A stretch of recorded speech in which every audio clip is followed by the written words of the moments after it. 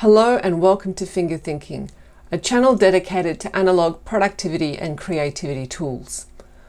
So the last few fountain pens I've reviewed have been kind of cheap Chinese fountain pens. So today I thought I'd mix it up and review a cheap Chinese fountain pen that was designed in Germany. So these are the Staedtler Triplus 474 fountain pens. So these pens have been around for a few years. I've had these for about 2 years. They are no longer carried at Officeworks, which is like Australia's Office Depot. That's where I got these from. But they are still on some specialty supply art websites, and they are on Amazon, but goodness, everything's on Amazon. So they come in 4 colors. So this one is roaring red and the other one is glorious gold. It also comes in antique anthracite, which is a kind of black color, and radiant rose.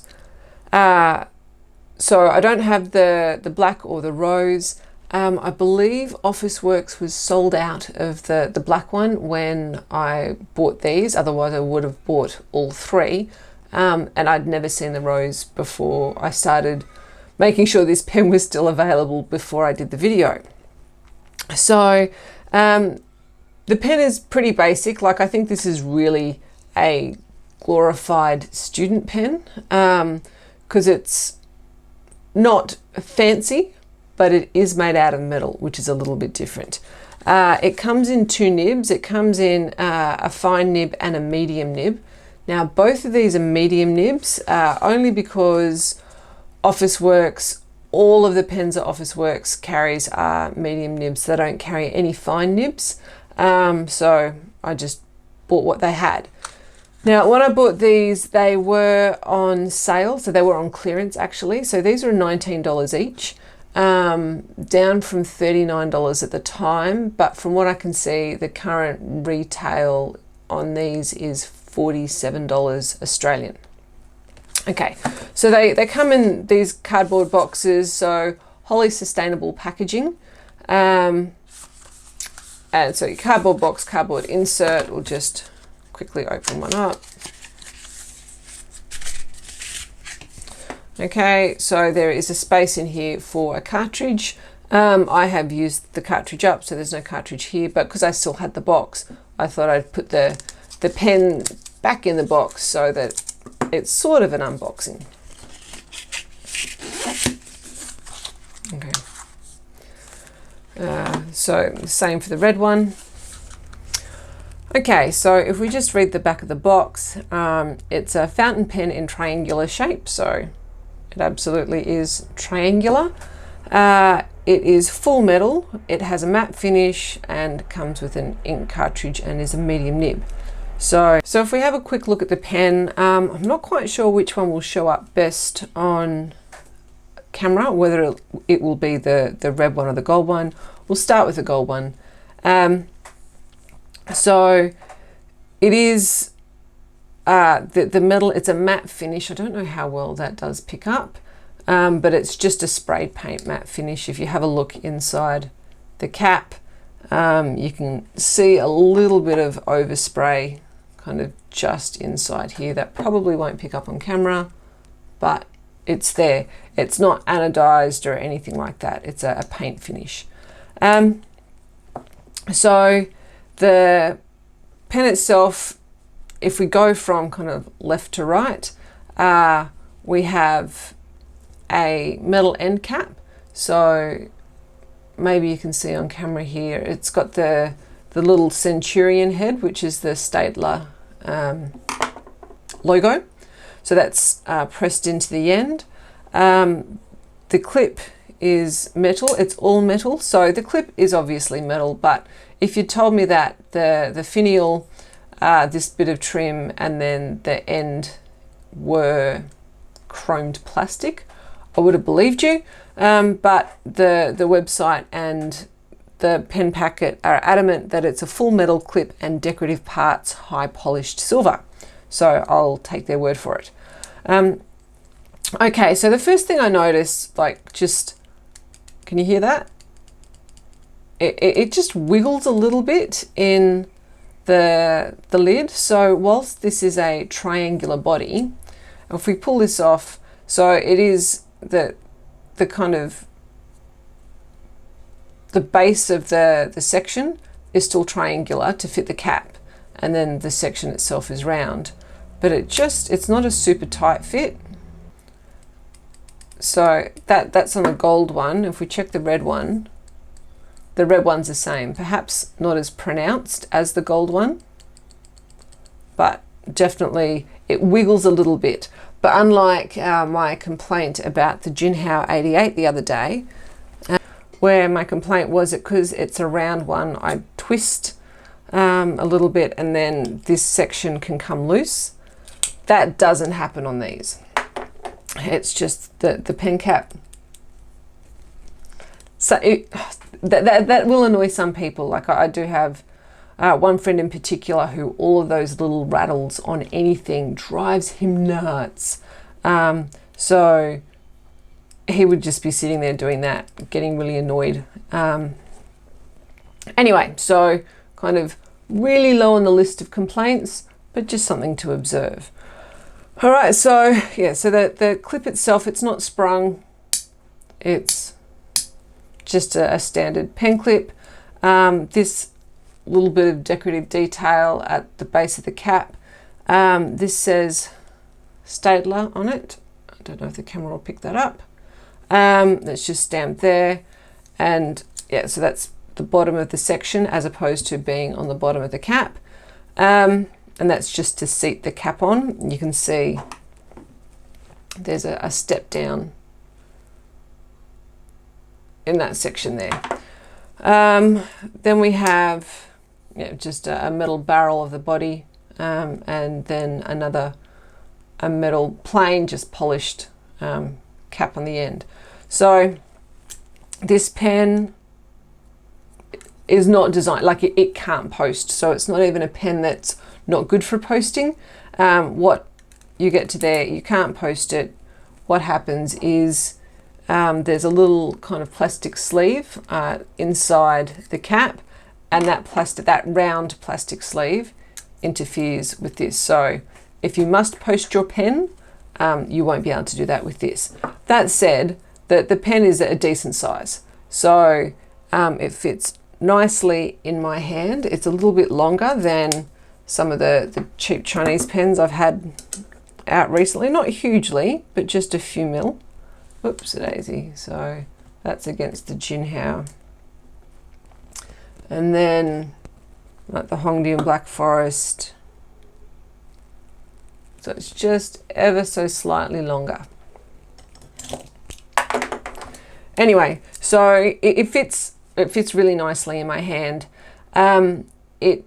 It's nicely weighted as well. So metal pens, when you post the cap on metal pens, I do think that sometimes it changes the balance substantially more than if it was a plastic or a metal body pen. So that is not a detractor for me as such. So if we look at the inside of the pen itself, I wonder if we can see the nib on camera. So the nib's pretty plain. It's got a Centurion really lightly engraved kind of under the breather hole. And then there's just a bit of a squiggle up the top. And we can see that it's an M nib. The underside of the feed. So the feed's pretty boring, to be honest. That is a pretty plain feed. And if I compare that to, so I've got the Jinhao here. If I compare those to each other, right, we can see that the Jinhao is a much more intricate feed. So be interesting to see if that makes a difference. I don't know enough about them. If the pen works, the pen works. I don't pay that much of attention to the feed. Though, I do have, I have the Faber-Castell Grip 2010, which is a really plain pen. And again, the Staedtler feed is a lot plainer than the Faber-Castell feed. Anyway, so that's basically the pen. So the section itself, I don't believe that the section is metal. I think the section is chromed plastic. If I take this off, it's really light, and it just sort of feels like chromed plastic. And if I do my little kind of audible test, I'll do this next to the microphone, that sounds plastic to me. Okay, so when it comes to ink cartridges, this does take a standard international cartridge. So any of your standard, like your little Kavekos or your Pelicans or anything like that, will fit fine. So it also fits, so this is an empty online ink cartridge. So yeah, I've mentioned in other videos, I like these because they are twice the size of a standard international cartridge. So I tend to like to refill my cartridges myself. I'm not the biggest fan of a converter. So that one's actually not designed to fit, but it does fit. It definitely does fit. This one, I've used the Lamy, and the online ink cartridges have an international fitting at one end and a Lamy at the other, but it definitely fits this cartridge. So now the other thing, it does take the long cartridges. So I've got some Edelstein inks. I'm not going to puncture this cartridge, but just to show you, this is a really big cartridge. And this doesn't fit into every pen. So like, it's clearly, this doesn't fit into your Kaweco Sports or anything, but that does. So it is really close. You can see that you can see only a couple of kind of lots of the thread left before you get to the end of the barrel. So this does fit. I have tried it. So by the time you actually seat it though, it's a very, very close fit. It's as big as it gets. As far as kind of converters for this goes, I don't have any converters for a Staedtler pen. These are my only Staedtler pens, fountain pens. Everyone knows them for like graphite pencils and colouring pencils and everything. Erasers, I always used to like the Staedtler plastic erasers. They only make two fountain pens. So they make this, the 474. They also make a 476 TRX, which is a round one. I have never seen that for sale in Australia, so I don't have one. Anyway, so that's the pen. It's all pretty standard. There is nothing fancy about this. You can see the stainless steel nib. And so yeah, I think the next thing we do is ink it up and see how it writes. Okay, so first I'm going to ink up the red pen. I'm just going to use a Kaweco Ruby Red cartridge in it. Ruby Red, these are basically a glorified pink. I don't think they're very red at all, but anyway, there we go. So these pens, I haven't used them for ages. So I've made sure that they're fully clean and dry and ready to go, just so it's like we're testing a new one. All right.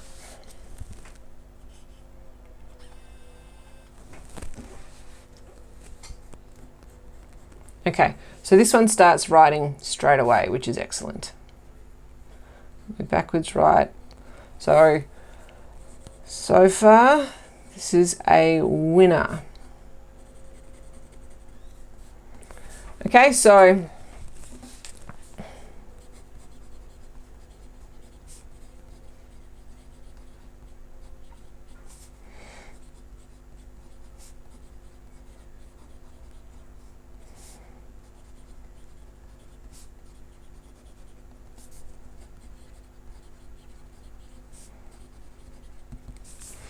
Okay, so my initial reaction is that it writes quite nicely.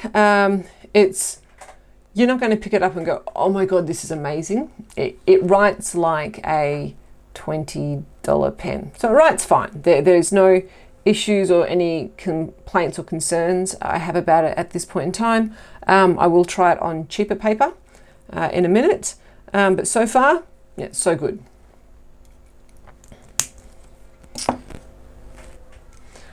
Okay, so for the gold pen, I have another Kaweco ink, so I'll just use pearl black. I don't have anything in a gold ink that isn't a fancy novelty ink, and so I don't like using those for initial pen tests.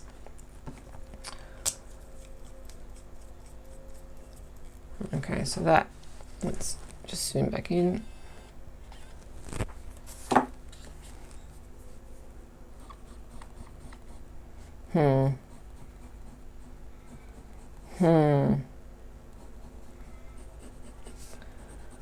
Yeah, okay.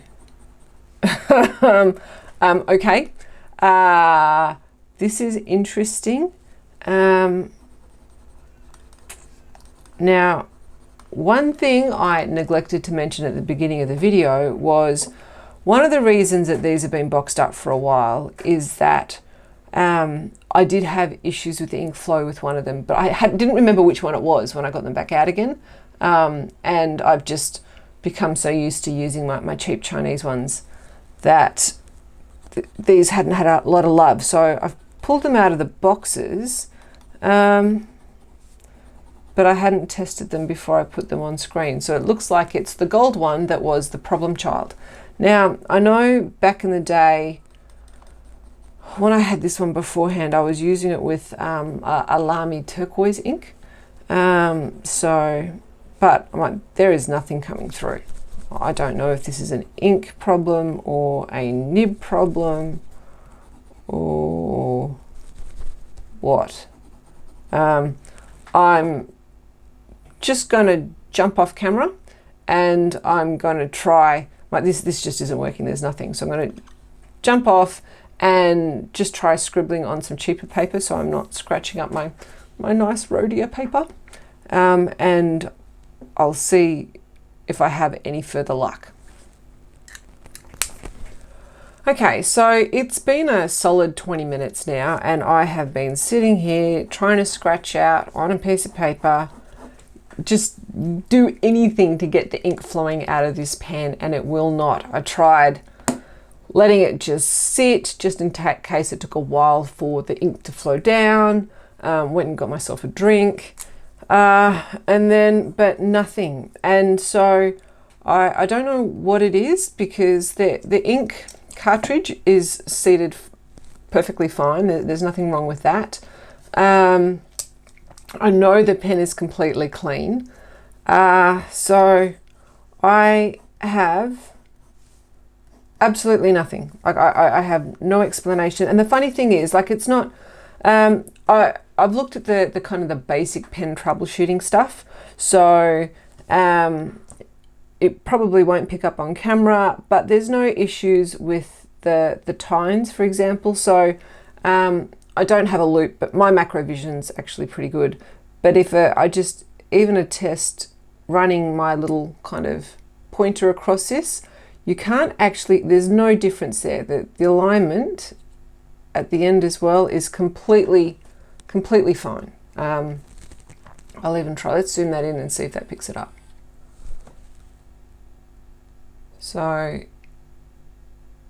there is absolutely nothing wrong with that alignment. And the pen itself is sitting kind of at a good distance from the feed. There is no reason for why the feed itself is aligned nice and straight in the back. Oh, I've missed a light. Okay, so maybe that will be better. The feed itself is aligned straight at the back, so the feed lines up under the breather hole. There's just no reason for why this shouldn't be writing.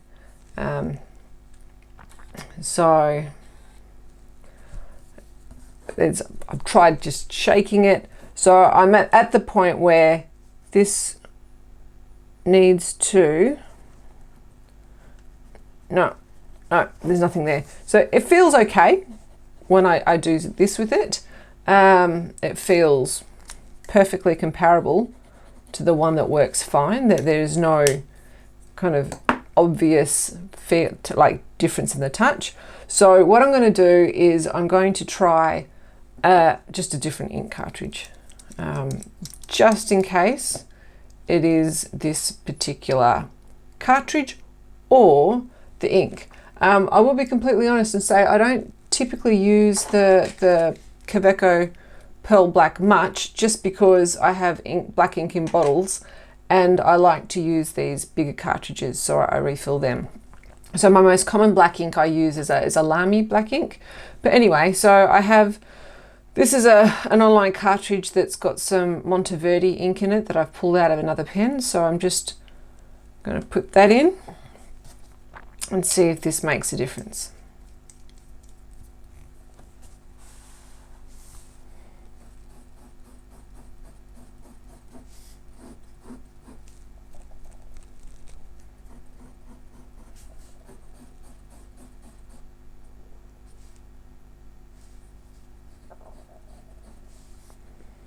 So absolutely no difference. So even here, so what I'm trying to do is just kind of stretch the tines a little bit in case the slit was too close together. But I don't know if that picks up on camera, but I think at that angle it does. You can almost see the white paper behind it. When I twist it, it disappears, and then I get it back to that angle there. And so the gap in it, I haven't got any feeler gauges lying around at the moment, but there's just no reason for why this shouldn't be. Oh, okay. There we go. So isn't that interesting? Rightio. So that's black. That's black and juicy, and starting to turn green quite quickly. Okay, so that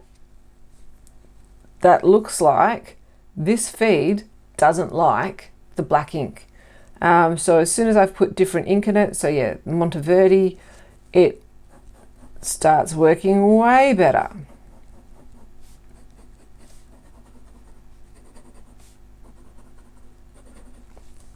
Isn't that strange? All right, okay, well,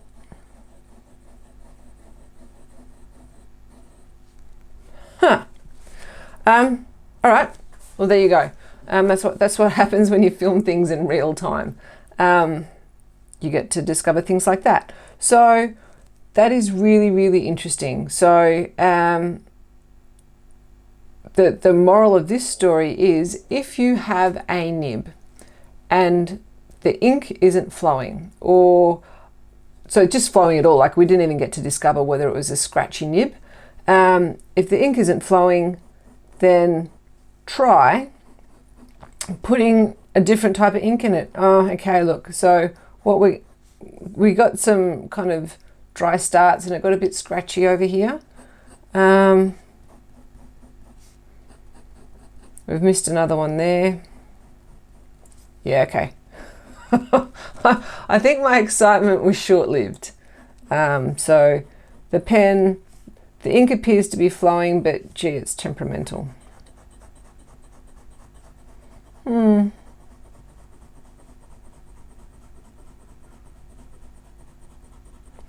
Curiously, in that whole zigzag line, it didn't skip once, but as soon as I start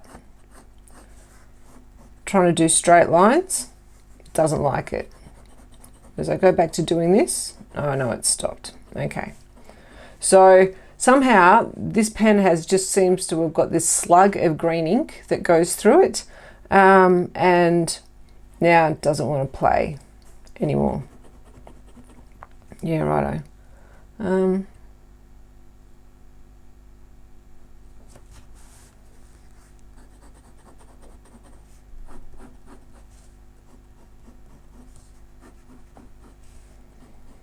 It's bizarre.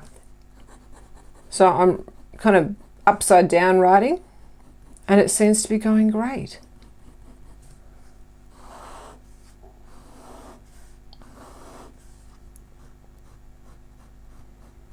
This pen looks like this could write upside down all day, but it doesn't want to write the right way up.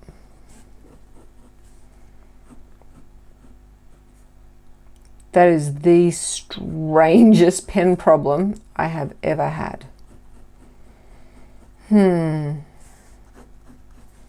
Let's pull this other red one out.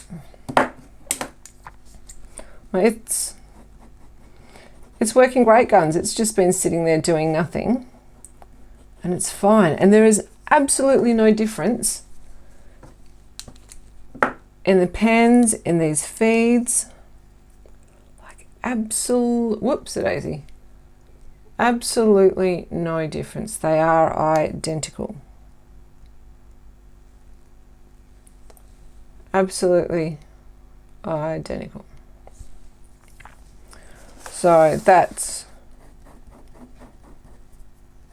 just puzzling. But it continues to work on the back. Huh. Oh, there we go. And now it's started again. Oh, look, I have no idea what that's about. I'm now curious. Whoops, let's not mix our pen lids up. I think I'm going to jump off and just do a full page of writing and see if that makes any difference. Just to see if I can get this pen just flowing. I might also try a couple of different inks. But yeah, so I will be back with the results of that test. Okay, so I've spent some time writing with this problem child of a pen. So initially I started out doing some scratches, and I've kind of highlighted the bits where it would just suddenly stop working. Initially it seemed that it just didn't like to do when you were just stopping and starting, so strokes. And I think most of that is a stroke, but then some horizontal strokes, and then I start squiggling there, and then the ink comes back. But then it suddenly stops. Oh no, these are strokes here, and then I start squiggling again, and it comes back. But then this is all squiggle, and then this is backwards nib writing. So it loves writing on the back of the nib. It's just strange. I've never had a pen that likes writing upside down as much. And then, yeah, so suddenly the ink's coming back. So I thought, rightio, let's just write some text. So nothing fancy here. I just wrote what was on the website about this pen. And then I came back and I filled in with the red pen the bits where the gold pen had started skipping. So just to sort of illustrate when the skipping started and how it did get progressively worse. So you can see it writes great for a couple of sentences, and then a little bit, and then all of a sudden I'm missing entire words, and then half of sentences and most of a sentence. So this is look, it's a problem that I have to say, I'm going to admit, I don't understand. If I ever figure it out, I'll come back and do a future video. I am going to jump off again and just try it with one more lot of ink, just in case. I'm going to put some of my favorite Wordsworth and Black royal blue in it and see if that makes a difference.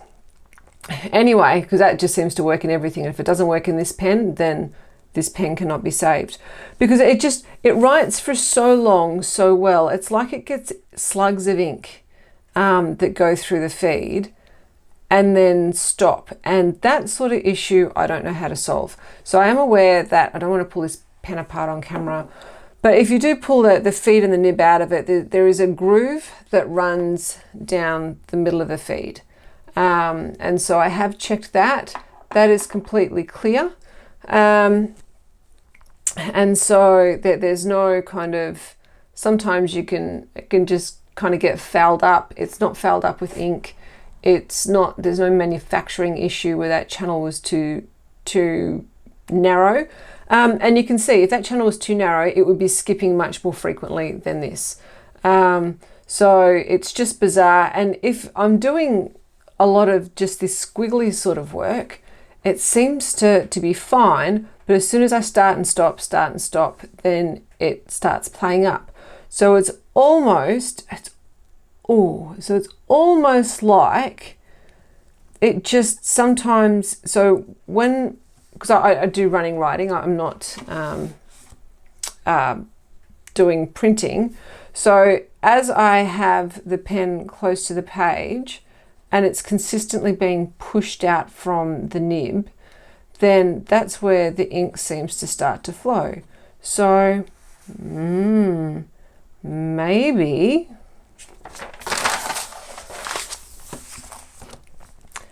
this just, the nib itself sits too close to the feed. Okay, and so maybe I just need to try kind of bending it back a little bit. So that was quite, I know I'm zoomed out, I'm sorry, that was quite a big kind of push down. I don't really want to space those tines out, but I'm trying to get just this nib to sit back a little bit from the feed. And because that's inconsistent anyway. There we go. It's still working from upside down, but it's just not working. And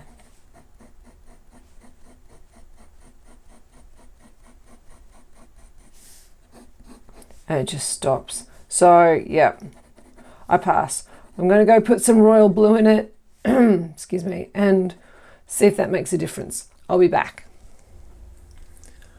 Okay, so I put some Wordsworth and Black Royal Blue, so my favourite ink, in an empty cartridge, and so you can see the transition from the Monteverdi green to the blue.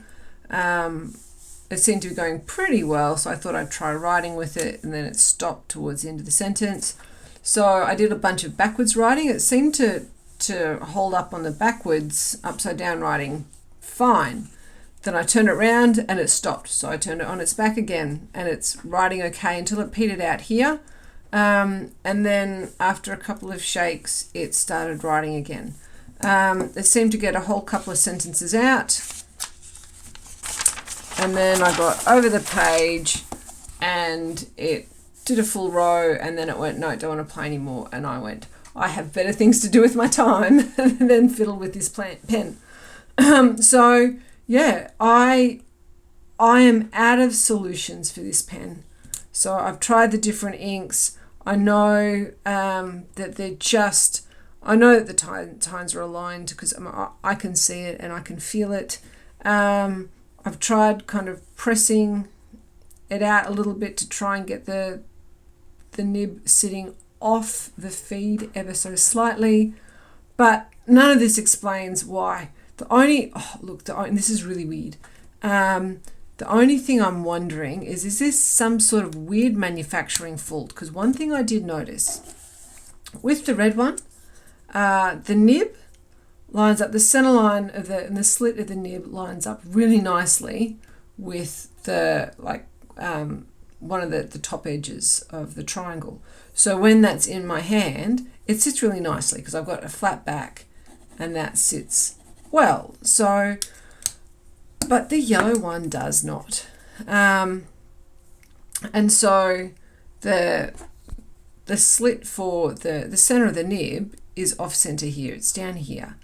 And there is only, you can't put the nib, you don't have options for how you put the nib in it. It only fits in one way into this section. So that's the way it was designed to go. There, I can't adjust or twist that around the section anymore, but that's offline. So maybe there's some weird design flaw where if this lined up with here, then it would work. But goodness, I don't know what it is. So I'm just going to have to call it a day, I think, and give my final thoughts on the Staedtler Triplus 474.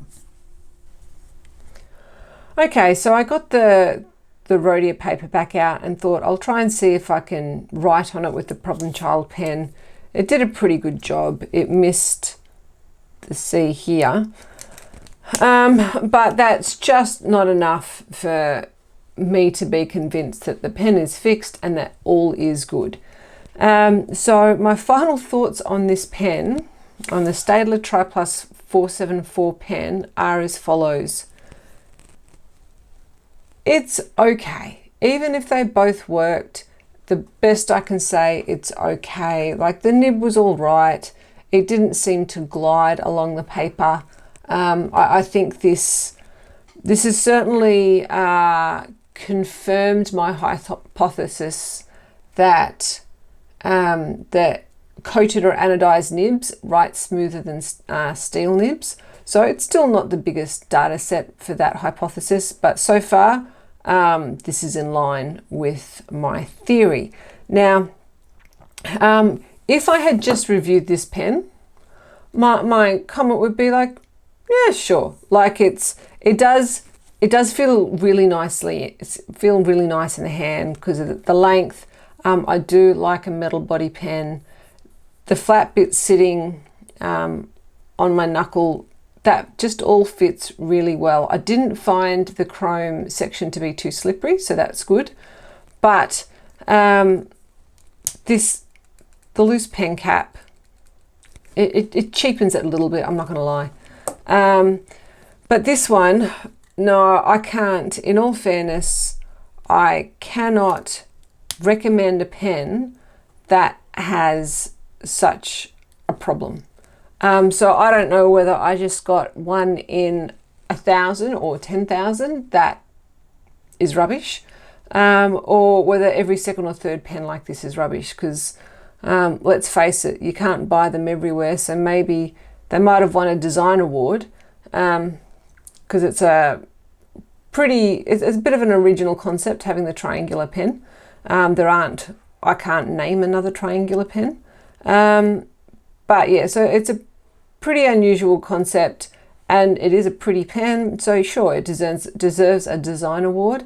It doesn't deserve a functional award. So on that, even at $19 Australian, which works out to be like, I don't know, $13 US, I would have to say this pen is a pass. So if you do have this pen, I'm fascinated to know what you think about it, and if you have had a similar or very different experience to what we've seen in this video. Also, if you have a suggestion for why the ink might just be coming in batches, and if there's a solution for how I might fix that, yeah, super keen to hear that.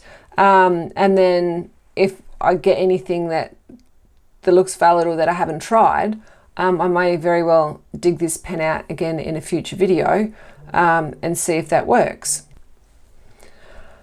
But as it stands, for 20 bucks, go and buy 1, 2, or 3 cheap Chinese pens, because it's going to be a better use of your money. Okay, well, that's the end of the review. So I really appreciate you joining me here at Finger Thinking today. I hope you liked the video. So if you did, please like and subscribe. I really appreciate the support that you're able to show for the channel that way. And yeah, so I look forward to seeing you in the next Finger Thinking video, and have a great day.